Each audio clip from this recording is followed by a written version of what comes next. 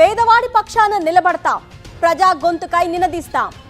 Voice of voiceless, తెలుగువారి మనస్సాక్షి సాక్షి TV. సాక్షి TV ప్రసారాల కోసం మీ స్థానిక కేబుల్ ఆపరేటర్ను వెంటనే సంప్రదించండి. కాంగ్రెస్ పార్టీ మళ్లీ అధికారంలోకి వస్తుందో లేదో తెలియదన్నారు మంత్రి జూపల్లి కృష్ణారావు. రాబోయే ఎన్నికల్లో తాను గెలుస్తానో లేదో తెలియదని చెప్పుకొచ్చారు. ఒకవేళ తాను గెలిచినా కాంగ్రెస్ పార్టీ అధికారంలోకి వస్తుందో రాదో చెప్పలేమన్నారు. నిన్న బోధలో పర్యటించిన జూపల్లి ఒక కార్యక్రమంలో చేసిన ఈ కామెంట్స్ ప్రస్తుతం హాట్ టాపిక్ గా మారాయి. బోధన్ను రెవెన్యూ డివిజన్ గా ప్రకటించాలి అన్న డిమాండ్పై జూపల్లి ఇలా స్పందించారు.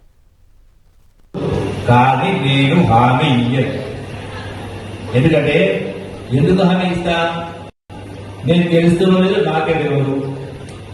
పోనీ గెలిచిన మా పార్టీ గెలుస్తున్నది మాకు తెలియదు. పోనీ మా ప్రభుత్వం తెలియదు. పోనీ గెలిచిన మా పార్టీ గెలుస్తున్నది మాకు తెలియదు. పోనీ మా ప్రభుత్వం తెలియదు.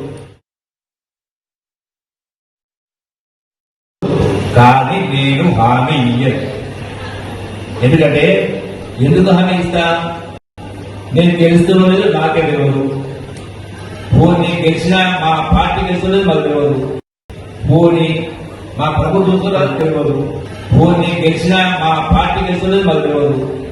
పోనీ మా ప్రభుత్వం తెలియదు. రైట్, జూపల్లి కామెంట్స్ పై మరిన్ని డీటెయిల్స్ మా ప్రతినిధి రాకేష్ అడిగి తెలుసుకుందాం. రాకేష్, చెప్పండి, అసలు జూపల్లి కామెంట్స్ ని ఏ విధంగా చూడాలి?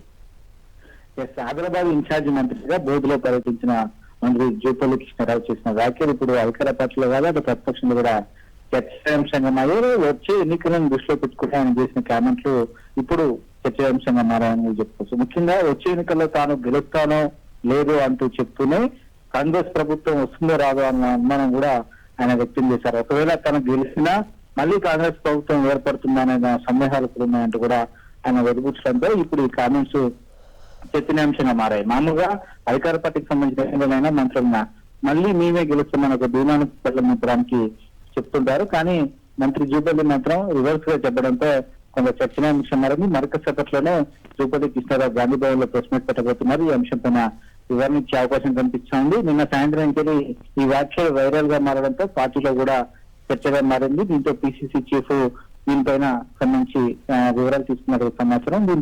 దీనిపైన కొంత స్పష్టత ఇవ్వాలనే ఉద్దేశంతో జూపల్లి ప్రెస్ మీట్ పెట్టబోతున్నట్టుగా తెలుస్తోంది. తాను ఏ ఉద్దేశంతో ఈ వ్యాఖ్యలు చేశారనే విషయాన్ని ఈ ప్రెస్ మీట్ ద్వారా వివరించబోతారు. Okay Rakesh, thank you.